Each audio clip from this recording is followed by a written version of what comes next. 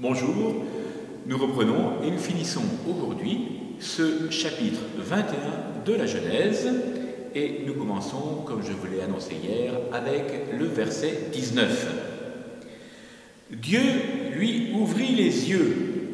Il s'agit ici de Dieu qui ouvre les yeux de Agar qui a été renvoyée par Abraham avec Ismaël.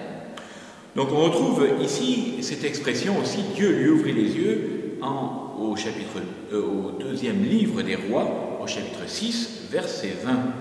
Et elle voit à ce moment-là un puits, comme en Genèse 16, 20.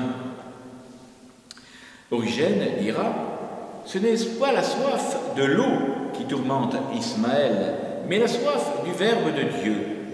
L'apôtre dit de ce mystère, l'aveuglement a frappé en partie Israël jusqu'à ce que soit entrée la plénitude des gentils, et alors tout Israël sera sauvé.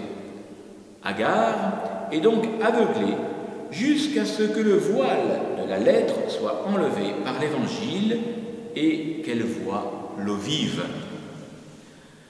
Rupert de Deutz dira « Un jour viendra où l'ange du grand conseil appellera la synagogue. « Que fais-tu, Agar » Elle se tournera vers lui et lui ouvrira les yeux, enlèvera le voile posé sur son cœur, elle verra le puits des saintes écritures, le verra avec une vraie intelligence et donnera à boire à son fils.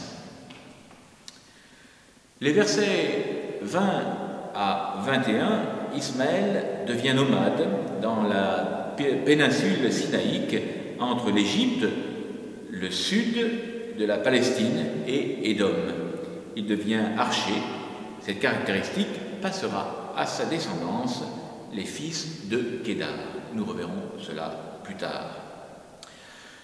Pour le coup, les versets 22 à 34 sont totalement séparés de cette partie-là.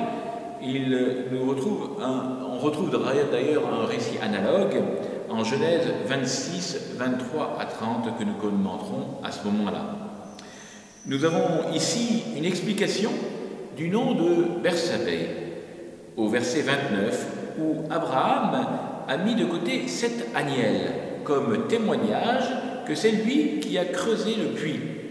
Il y a là une allusion étymologique au nom de Bersabée, en hébreu, Be'er, puits, et Sheba, 7, que l'on interprétera par puits des 7. Au verset 31, une autre explication nous est donnée. On donne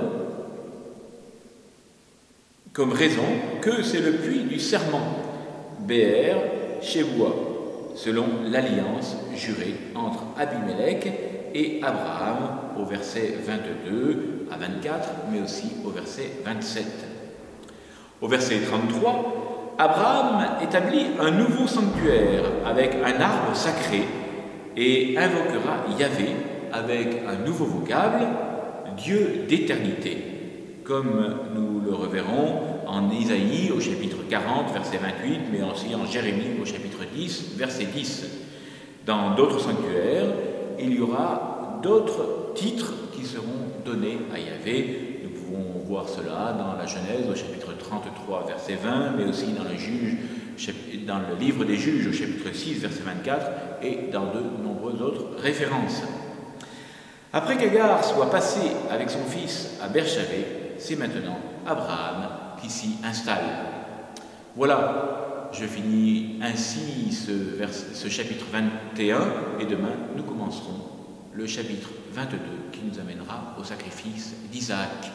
Bon courage à vous tous, à très bientôt, je continue de prier pour vous. Tenez-vous bien confinés, encore quelques temps, vous allez voir, vous n'en serez que plus heureux après.